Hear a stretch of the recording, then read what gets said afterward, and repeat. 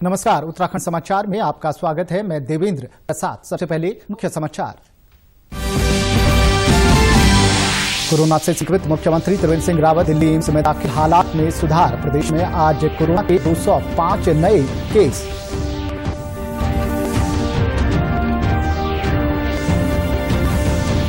रानीखेत में आज से सेना की भर्ती शुरू। अभ्यर्थियों के लिए कोविड नेगेटिव रिपोर्ट जरूरी। कोटद्वार भर्ती रैली में आज दौड़े 3000 से भी अधिक युवा।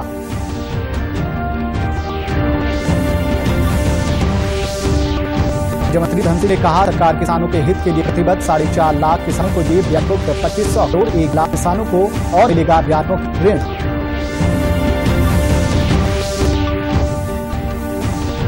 और प्रदेश में बर्फबारी और बारिश से बड़ी ठिठुरन। मैदानी इलाकों में छाए रहे बादल। मौसम विभाग ने चेताया, बढ़ सकती है ठंड।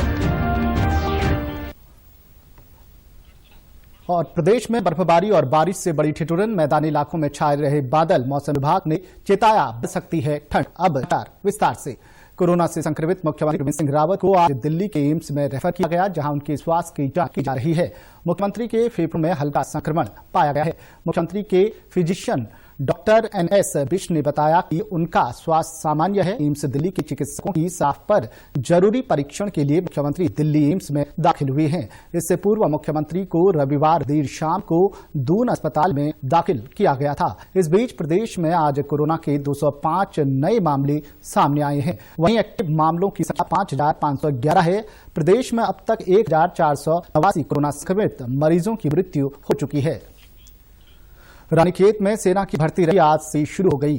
पहले दिन पिथौरागढ़, चंपावत और बागेश्वर जिले के 1300 युवाओं ने दौड़ लगाई। भर्ती रैली में भाग लेने के लिए युवाओं की कोरोना रिपोर्ट नेगेटिव होनी चाहिए। गेट पर ही कोरोना रिपोर्ट की जांच की जा रही है। इस बीच भर्ती होने आए 3 युवाओं में कोरोना संक्रमण की पुष्टि हुई है।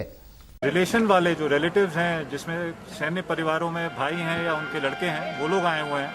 कुमाऊं रीजन के 3 डिस्ट्रिक्ट के, इन 3 डिस्ट्रिक्ट के प्लस ट्रेड्समैन में सारे डिस्ट्रिक्ट्स के आते हैं। करीब 1300 लोग अभी आ चुके हैं और 1300 लोग ही इसके बाद अभी हमने एंट्री बंद कर दी है। सब कुछ कोऑर्डिनेटेड है, सब आराम से चल रहा है। कोटद्वार में चल रही सेना की भर्ती रैली में आज पौड़ी के थालीसैंण, बटाखाल और धुमाकोट के 3153 युवाओं ने भाग लिया। इसमें से 592 युवाओं ने दौड़ पूरी। इस मौके पर भर्ती अधिकारी कर्नल विनीत वाजपेयी ने युवाओं को सलाह दी कि वे नाक, कान और गाल की सफाई पर विशेष ध्यान दें। सबसे ज्यादा कमी आ रही कैंडिडेट्स के चेस्ट की साइज में। ज्यादातर कैंडिडेट्स दौड़ पे ज्यादा ध्यान देते हैं, मगर चेस्ट की मसल्स के डेवलपमेंट पे ध्यान नहीं देते। इसी कारण से चेस्ट मेजरमेंट में रिजेक्ट हो जाते हैं। बहुत से कैंडिडेट ऐसे रहते हैं जो यहाँ आने से पहले अपनी हाइट और चेस्ट का मेजरमेंट नहीं करते हैं और यहाँ पे हाइट और चेस्ट में रिजेक्ट हो जाते हैं। इसके अलावा कुछ कैंडिडेट ऐसे भी होते हैं जो अपने कान की सफाई नहीं करते हैं और कान वैक्स होने के कारण फिर उन्हें प्रॉब्लम होती है। जितने कैंडिडेट हैं सबके सबको अपना कोविड का टेस्ट करा के आना अनिवार्य है और रैली ग्राउंड में सोशल डिस्टेंसिंग का पालन करना और मास्क लगा के रखना, ये बहुत जरूरी है। कृषि मंत्री सुबोध उनियाल ने कहा है कि एकीकृत आदर्श कृषि ग्राम योजना से किसानों को लाभ होगा।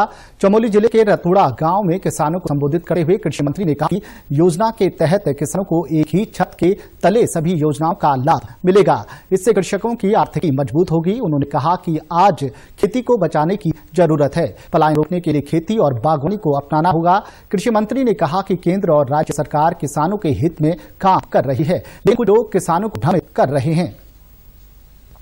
आज खेती को बचाना इस राज्य की सेहत के लिए बहुत आवश्यक है, ताकि पलायन और खेती के माध्यम से लोगों की आजीविका आर्थिकी मजबूत हो। और हमारा आज किसान चेहरे पे कोरोना का इसी उद्देश्य को लेकर जो उनको जो कानून भी प्रधानमंत्री जी ने बनाए हैं, कृषि सुधार जो किए, उनके बारे में जानकारी दी कि ये पूरे के पूरे कानून किसानों के हित में, किसान को आर्थिक संरक्षण देना काम। उधर टिहरी के हेवलघाटी स्थित कटडी गांव में खनन विरोधी आंदोलन के रजत जयंती समारोह में पहुंचे कृषि मंत्री सुबोध उनियाल ने कहा कि कृषकों के हितों को ध्यान में रखते हुए ही कृषि कानून बनाए गए हैं, जिससे किसानों को भरपूर लाभ मिलेगा। उन्होंने कहा कि कुछ लोग अपनी राजनीति को चमकाने के लिए उन्हें गुमराह कर रहे हैं। उन्होंने कहा कि 1994 में ग्रामीणों द्वारा क्षेत्र में चूना पत्थर खनन के विरोध में जो आंदोलन चलाया गया, उसके परिणाम स्वरूप आज क्षेत्र में जैव विविधता बची हुई है।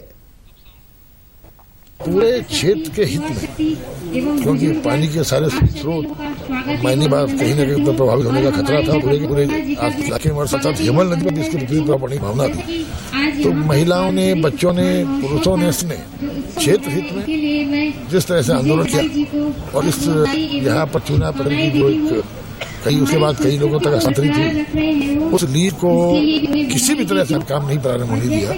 ये अपने आप में जनशक्ति की प्रमाण है। इस मौके पर उन्होंने 28 आंदोलनकारियों और उनके परिजनों को सम्मानित किया।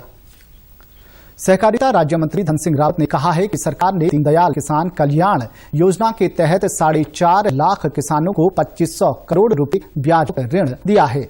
उन्होंने दावा किया कि ब्याज मुक्त ऋण देने वाला उत्तराखंड देश का पहला राज्य है। देहरादून में सहकारिता भवन के लोकार्पण के मौके पर मीडिया से बात करते हुए उन्होंने कहा कि जल्द ही 670 सहकारी समितियों में कार्यक्रम चलाकर इस योजना का दायरा बढ़ाया जाएगा। इसके तहत 1 लाख किसानों को 3 लाख रुपए तक ऋण बिना ब्याज पर दिया जाएगा। सहकारिता राज्य मंत्री ने बताया कि बहुउद्देशीय सहकारी समितियों को आगामी मार्च तक कंप्यूटराइज्ड कर लिया जाएगा। अभी तक 4.5 लाख किसानों को हम 0% पे 2500 करोड़ दे चुके हैं। हमारे मुख्यमंत्री जी, प्रधानमंत्री जी की दूरदृष्टि है कि किसान क्या दुगनी है। और आपने देखा होगा कि 1 लाख रुपए, 3 लाख रुपए, 5 लाख रुपए अपने किसानों को 0% में दे रहे हैं। देश का अकेला राज्य है जो कि हम अपने किसानों को 0% दे रहे हैं। प्रदेश में रविवार रात से हो रही बारिश और बर्फबारी के कारण ठिठुरन बढ़ गई है। चमोली, उत्तरकाशी, रुद्रप्रयाग और पिथौरागढ़ के उच्च हिमालयी इलाकों में बर्फबारी हुई, जबकि देहरादून समेत कई इलाकों में हल्की बारिश हुई है। वहीं देहरादून में आज दिन भर बादल छाए रहे, जबकि उधमसिंह नगर और हरिद्वार में कोहरा छाया रहा। मौसम विभाग के अनुसार अगले 2-3 दिन बारिश और बर्फबारी होने की संभावना है। चमोली जिले में बद्रीनाथ, फूलों की घाटी, रुद्रनाथ, बेदनी, बुकियाल में आज सुबह से हल्की बर्फबारी जारी है, जबकि निचले इलाकों में बादल रहे और हल्की बूंदाबांदी हो रही है। उत्तरकाशी जिले में भी उच्च हिमालयी क्षेत्रों में बर्फबारी का सिलसिला जारी रहा। वहीं टिहरी में देर रात से हल्की बारिश हुई। भिलंगना विकासखंड के हिंदाव पट्टी में बर्फबारी हुई है। पौड़ी में अभी हल्की बारिश हुई है। कोटद्वार में भी बादल छाए हुए हैं। आपको बता दें, गेहूं की फसल के लिए बारिश और बर्फबारी को लाभदायक बताया जा रहा है। बाघ संरक्षण और संवर्धन योजना के तहत राजाजी नेशनल पार्क में स्थानांतरित बाघिन की गतिविधियों पर पार्क प्रशासन नजर रखे हुए है। बाघिन जंगल में घूमकर वातावरण से परिचित हो रही है। पार्क प्रशासन को उम्मीद है जल्द ही वह शिकार करेगी। यदि बाघिन यहां शिकार करना शुरू कर देती है तो माना जाएगा कि उसने इन जंगलों को अपना लिया है। राजाजी नेशनल पार्क के निदेशक डीके सिंह का कहना है कि कॉर्बेट नेशनल पार्क से लाई गई बाघिन का व्यवहार सामान्य है। बाघिन को रेडियो कॉलर भी लगाया गया है, जिससे उसकी हर लोकेशन पर नजर रखी जा रही है। उन्होंने बताया कि कॉर्बेट नेशनल पार्क से जल्द 4 और बाघ यहां छोड़े जाएंगे। को किया है, कॉर्बेट से लाखेरा जी में छोड़ा गया है। ये एक टाइगर ट्रांसलोकेशन योजना थी जो NTCA द्वारा स्वीकृत की गई थी। इसके अंतर्गत हमें राजाजी पार्क में 5 टाइगर बाहर से ला करके इंट्रोड्यूस करने थे और अभी तक रिपोर्ट के अनुसार उसका स्वास्थ्य और उसकी गतिविधियां सामान्य है। बागेश्वर जिले के पाटली गांव निवासी रमेश भट्ट गांव लौटे प्रवासी युवाओं के लिए स्वरोजगार की मिसाल बन गए हैं। उन्होंने अपने घर में ही डिस्पोजल प्लेट और अन्य उत्पाद बनाने की मशीन लगाई है। इससे उनको अच्छा मुनाफा भी मिल रहा है। रमेश कर्नाटक में एक मोटर कंपनी में काम करते थे। में लॉकडाउन के बाद कंपनी बंद हो गई। इसके बाद रमेश मई में गाँव लौटाए और स्वरोजगार की ठानी। उद्योग विभाग ने उनको 3 लाख का ऋण मंजूर किया। इसके बाद उन्होंने डिस्पोजल उत्पाद बनाने वाली मशीन खरीदी और कार्य शुरू कर दिया। कोशिश की मैंने दोबारा की जॉब की ओर जाने की, लेकिन संभव नहीं पाया। 2 महीने 3 महीने घर बैठने के बाद मैंने कुछ मेरे मन में ये विचार है कुछ ऐसे यहीं बिजनेस करना चाहिए, कुछ लोगों को रोजगार भी देना चाहिए। और फिर ये ऐसा कि बिजनेस के लिए कुछ ऐसा प्रोडक्ट चाहिए जो इन्वायरमेंट के लिए भी नुकसानदायक ना हो, जिसकी भी मार्केट में डिमांड भी अच्छी हो। तो मुझे मेरे दिमाग में ये आया कि मैं डिस्पोजल बनाने का काम शुरू करूँ। रमेश परिवार के साथ इस काम में जुटे। उन्होंने गांव के 2 युवाओं को भी रोजगार दिया है। वो केले के पत्तों, सिल्वर पेपर से कड़ी, गिलास आदि बना रहे हैं। बचे हुए कचरे से खाद बना उसे भी उपयोग में ला रहे हैं। इसमें गांव के 2 लोगों को रोजगार दिया है और 2 लोग घर के सदस्य भी इसमें काम कर रहे हैं। मार्केट में इसकी अच्छी खासी डिमांड है। विश्व जिला उद्योग केंद्र के महाप्रबंधक जेपी दुर्गापाल का कहना है कि कोरोना काल में वापस लौटे प्रवासियों के लिए केंद्र और राज्य सरकार स्वरोजगार कई संसाधन उपलब्ध करा रही है। उद्योग विभाग भी युवाओं को स्वरोजगार के लिए प्रेरित कर रहा है। कोरोना पीरियड में हमारे कई जो लोग थे वहाँ बेरोजगार हो गए थे, उनकी इकाइयाँ बंद हो गई थी, तो उस सिलसिले में वो वापस आ गए थे। तो इसी क्रम में रमेश भट्ट जी यहाँ आए थे पार्टी गाँव के, तो उन्होंने थोड़ा बहुत अपनी रुचि दिखाई कि वो कुछ स्वरोजगार करना चाह रहे हैं और न केवल स्वयं को की आजीविका को मजबूत करना चाह रहे हैं बल्कि कुछ लोगों को रोजगार भी देना चाह रहे हैं। तो उन्होंने डिस्पोजेबल ग्लासेस वगैरह के लिए अपना इंटरेस्ट जाहिर किया था। 3 लाख का उनको लोन मिला था और वो अच्छा काम कर रहे हैं। गौरतलब है कि बागेश्वर जिले में कोरोना काल के दौरान 60,000 से ज्यादा प्रवासी लौटे हैं। इनमें से 7,000 से ज्यादा प्रवासियों ने सरकारी योजनाओं का लाभ लेकर अपना व्यवसाय शुरू किया है। केंद्र सरकार पीएम किसान सम्मान निधि के माध्यम से देश के 11 करोड़ से भी अधिक किसानों की मदद कर रही है। इस योजना के तहत उधम सिंह नगर जिले के 74,500 पात्र किसान लाभान्वित हुए हैं। मुख्य कृषि अधिकारी अभय कुमार सक्सेना ने बताया कि प्रधानमंत्री किसान सम्मान निधि योजना के तहत जिले के 76,500 किसान पंजीकृत हुए थे, जिनमें से लगभग 1600 किसान इनकम टैक्स अदा करते हैं, जिन्हें इस लाभ से वंचित किया गया है। उन्होंने बताया कि इस योजना के लाभ से वंचित रह गए पात्र किसानों का चिन्हीकरण कर इस योजना से जोड़ने की कार्यवाही निरंतर चल रही है। जनपद में पीएम किसान निधि के तहत 76,500 लगभग किसान पंजीकृत किए गए थे, जिसमें 1600 किसान ऐसे पाए गए जो इनकम टैक्स के दे रहे थे। ऐसे किसानों को पंजीकरण से हटाया गया है और लगभग 74,500 किसानों को हम पीएम किसान निधि के तहत जो माननीय प्रधानमंत्री जी ने 25 तारीख को निधि ट्रांसफर की है, तो हमारे जनपद के किसानों को भी उसका लाभ प्राप्त है। सैनिक इच्छा निवासी प्रगतिशील किसान रविकांत वर्मा का कहना है कि केंद्र सरकार की जितनी भी योजनाएं हैं वास्तविक में किसानों के हित में हैं। इससे किसानों को नहीं बल्कि बिचौलियों को नुकसान है। मोदी जी ने कल जो हम लोग 2,000 रुपया भेजा है, उससे हम लोग बड़ा फायदा है। हम छोटा मोटा जो भी जो करना हो, दवाई या फर्टिलाइजर और ले लेते हैं, उससे बहुत राहत मिलती है। मोदी जी की जितनी भी योजनाएं हैं, प्रधानमंत्री जी की जो भी योजना है किसानों से रिलेटेड, वो बहुत अच्छी हैं। मलछी निवासी किसान नवजोत सिंह का कहना है कि किसान सम्मान निधि योजना के तहत किस्त के रूप में जो 2,000 रुपये आते हैं, इससे छोटी जोत के काश्तकारों को थोड़ी बहुत मदद मिल रही है।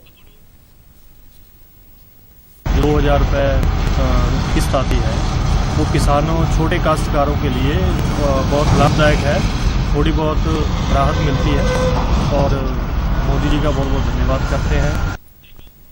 उत्तराखंड के समाचारों में बस इतना ही। चलते चलते मुख्य समाचार एक बार फिर।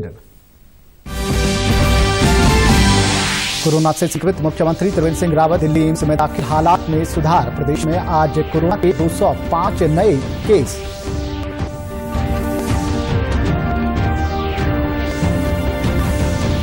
रानीखेत में आज से सेना की भर्ती शुरू। अभ्यर्थियों के लिए कोविड नेगेटिव रिपोर्ट जरूरी। कोटद्वार भर्ती रैली में आज दौड़े 3,000 से भी अधिक युवा।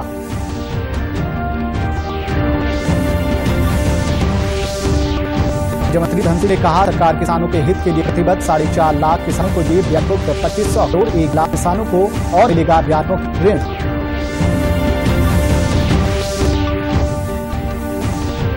और प्रदेश में बर्फबारी और बारिश से बड़ी ठिठुरन। मैदानी इलाकों में छाए रहे बादल। मौसम विभाग ने चेताया बढ़ सकती है ठंड। उत्तराखंड की खबरों के लिए आप हमसे सोशल मीडिया के माध्यम से भी जुड़ सकते हैं। हमारा ट्विटर हैंडल है DD न्यूज देहरादून। हमारा फेसबुक पेज है DD न्यूज उत्तराखंड और हमारे YouTube channel DD news Uttarakhand को भी आप सब्सक्राइब कर सकते हैं। कोरोना संक्रमण से बचने के लिए मास्क का अनिवार्य रूप से और सही ढंग से प्रयोग करें। साथ ही सामाजिक दूरी का ख्याल रखें। नियमित रूप से हाथ धोएं और याद रखें, कोरोना को हराना है, मास्क जरूर लगाना है। नमस्कार।